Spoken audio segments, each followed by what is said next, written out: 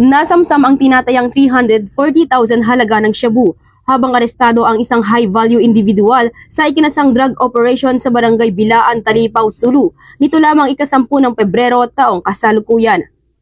Kinilala ni PIDEA BARM Regional Director Gil Cesario Castro ang suspect na si alias Pans, 24 anyos na residente ng barangay Austrias, Jolo, Sulu.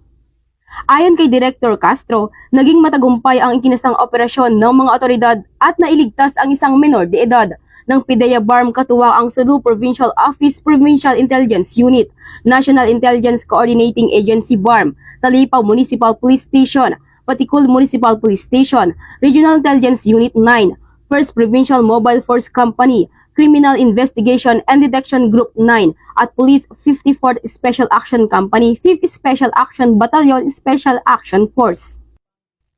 Na-recover mula sa naarestong suspect ang isang heat-sealed transparent plastic sachet na pinaghihinala ang shabu na may bigat na 50 gramo at tinatayang nagkakahalagang 340,000 pesos, by bus money, isang unit ng cellphone, isang yellow bag, at isang unit ng Yamaha Mio motorcycle.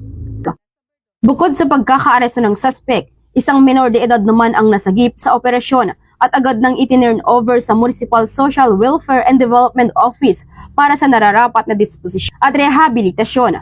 Samantala, ang naarestong suspect ay kasalukuyang nasa kustodiya na ng PIDEA BARM at sasampahan ng kasong paglabag sa Republic Act 9165 o Comprehensive Dangerous Drugs Act of 2002.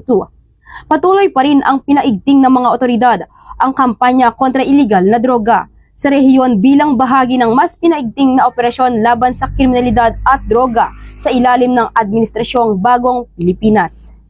Mula rito sa rehiyon ng Bangsamoro, ako ang inyong Police News Network Correspondent, Patrol Woman Veronica Lagi, alagad ng batas, taga-taguyod ng Balitang Pulis.